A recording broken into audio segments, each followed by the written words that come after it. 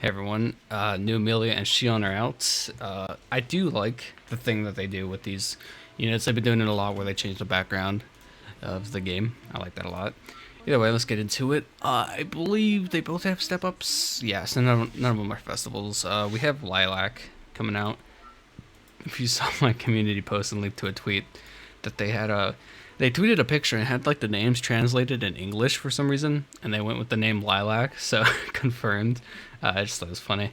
So yeah, we have these three we know are coming out. I don't know if it's gonna be another unit, possibly. The leaks that I've seen is I've only mentioned Amelia, in the case that we didn't know which one was coming. Like we didn't know she was coming at the time, and that was the leak. I didn't see anything else. I haven't really been keeping up to date with it though. So yeah, then we have again Lilac coming out. I'm assuming she's gonna have, like, she's gonna come out in a week or so, maybe a couple days. I don't know. And then she'll have the same amount of time as Shion and Emilia. Today we're gonna be looking at Emilia. Almost as Shion, she has a generic multi-step banner. We'll go over it again if you've never played the game and this is your first time checking it out. So yeah, most of the time they come up with step up banners. First step is 500, which is half off. It's pretty much a normal step, again just half off. Three steps in a row are normal, completely normal. Just you have the fragments that you get as rewards. This leads up to 50, which allows you to awaken the character one time. So that's pretty solid. Then we have a couple steps that have guaranteed memories. Then we have all three of them having increased drop rates for, I believe, I'd say 3 stars, I think, or the character. Let me see. Let me see if it specifies. It's been a while, and like, I'm so tired of giving like weird information. Like, I wish I just knew what it said, because it feels like every time I do this, I'm like, I don't know what it is. Yeah, so the character appearance rate. Okay, so it's just drop rate for the characters. Increased by 1.5. And then this is a guaranteed 3-star, I would assume. For some reason, the translator only translated this part, and then not this part. So, but yeah, it's a guaranteed 3-star. You need 6,500 gems in total if you want to get through all the 7 steps, and you only have 1 rotation. So once you do the first time you do the 7, you can no longer go into these banners again. You'll just have to use the normal banner, which isn't as bad. You'll just go to this one right here. So yeah, let's take a look at her character. I believe she's yellow, or one of them's yellow, one of them's purple. Okay, yeah, so she's yellow, and I think Shion is purple. So that's pretty cool. I like that Shion is purple this time around, because the last time she was yellow. And it's cool that the types match themings and stuff, but sometimes I do want to see the character just have different types. All right, let's take a look. We got 15,000 HP, 1,300 attack, 800 defense. She's 188 speed, 51, 20, 20, 35. Yeah, so she's a little on the fast side. She's got okay HP, but really solid attack for the HP she has. So these 3 stats, yeah, obviously, because you want to build into them, because the bonus, 30% extra attack, 10% extra agility, and 10% extra HP, as well as an HP leader skill, which I would assume is just yellow types. Let's... I don't think they translated the leader skill. Yeah, they didn't. I'm assuming it's just yellow types, though. I think that's a pretty safe assumption. Then we have the skill. Take a look at the basic. It's table tennis match, or it's a table tennis match. She is a table tennis unit. She's playing that in her art. Let's take a look real quick. She's got the little paddle as it loads. Oh my god, damn, she's hitting some heat. Okay, I guess that kind of makes sense too, because it's like a magical world. That's kind of funny. She looked good. I kind of like the outfit. It kind of vibes. So yeah, let's see. Basic magic attack. A single enemy with 500% power, 100% chance for 1 turn debuff extension and 2 turns of taunt. Okay, so she can taunt, and then she extends the debuff by 1 turn, which means she can 3 turns of taunt. And then any debuff gets extended by 1 turn. I pretty sure 1 turn debuff extension.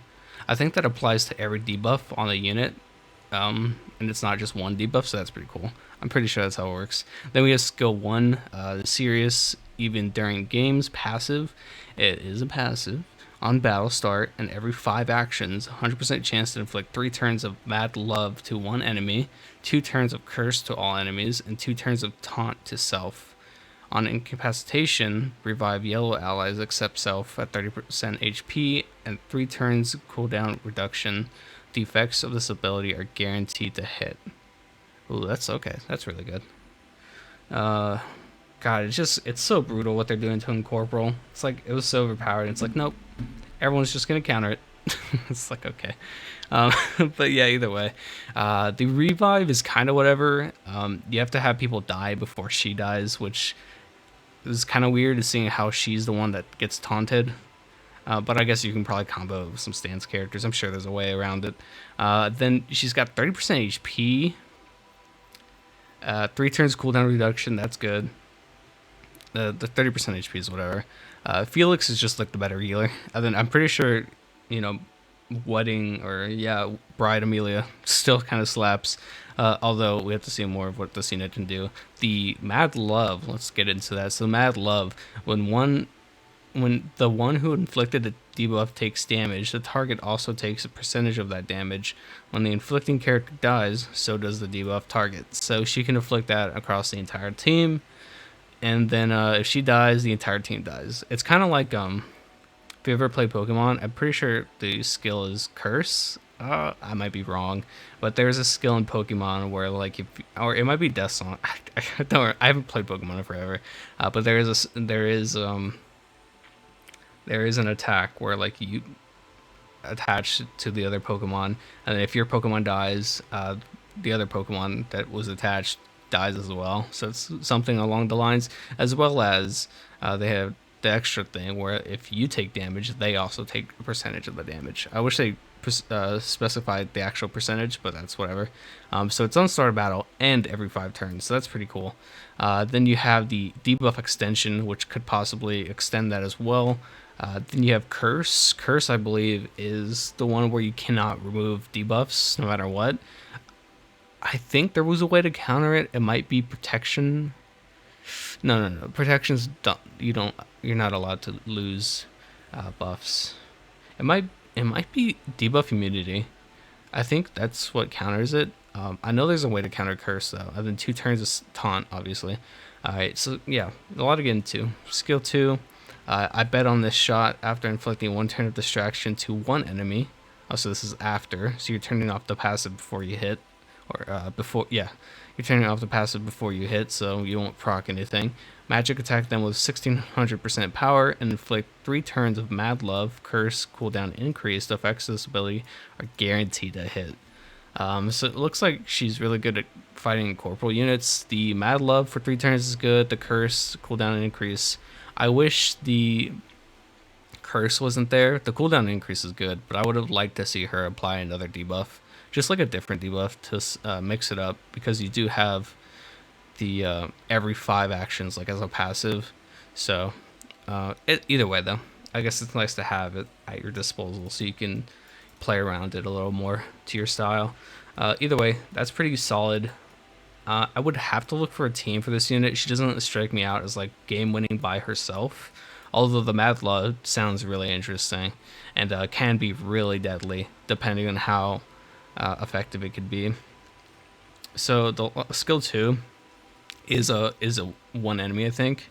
Yeah, it's 1 enemy, so you're only applying it there. But on the passive, oh, okay, the passive is 1 enemy as well. Okay, potentially if you can get them on 2 separate targets, that could be good. That could really win you a game. It depends on who you get it to, though. PvE wise though, obviously for the current event there's only 2 targets, so that could be pretty good. Yeah, she doesn't scream insane, but like she has capabilities 100%. You'd have to have a really solid yellow team though, and yellow's pretty much fallen off the map if you haven't gotten most of the recent yellows, which I have not, so it's fallen off the map for me.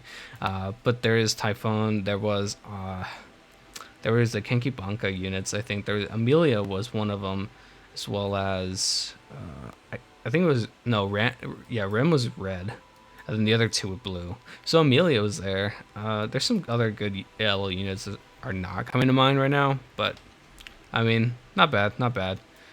Then we'll take a look at our memory real quick. I don't believe it's translated, so yeah, I'm gonna have to do that. All right, let's see. See the image. She's got a nut. It looks kind of cute. All right, let's see. Ooh, 30,000. Is that a cap? Is that a damage cap on a memory? 30,000's a lot, but it's still good. Like to have a cap. Let me see. Oh, it's a royal candidate memory. Okay, it's an attack and speed memory. So that's pretty interesting. 25% attack, 10% speed. And then we have 2 passives. Let's take a look. For 5 turns to start a battle, be disabled for yourself. The charm will be disabled for yourself. The charm. Are you immune to charm? Or is it just weird wording for debuffs? You're immune to either charm or you're immune to debuffs for 5 turns. I would think the 5 turns means it's charm because it's specific. I don't think a 5-turn debuff immunity would just proc like that because I feel like that's a little too strong, even for the game.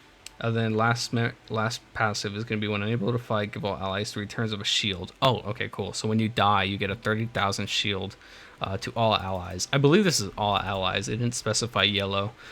This is actually a banger memory. Yeah, this is sick.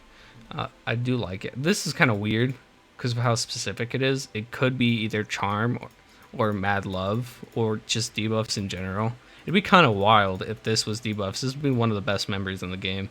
Especially because you can put it on attackers. They've been throwing out a lot of the royal candidate units lately. So you put this on your DPS characters, they die, give everyone a shield, they're immune to debuffs for 5 turns. Like, that's wild. Yeah, that's pretty nutty. Pretty solid memory. Again, if you're gonna summon, might as well do the step up banner. Also, that reminds me, we do have 200 free tickets. Oh, I should have said this at the beginning of the video. I hope people watch to the end. Yeah, we have 200 tickets for this unit. I believe they're for daily logins. These are from the event. From this right here. Should be, yeah, this one. Then I'm pretty sure the other ones are from login. I got my first 10 from login. It could be, let's see.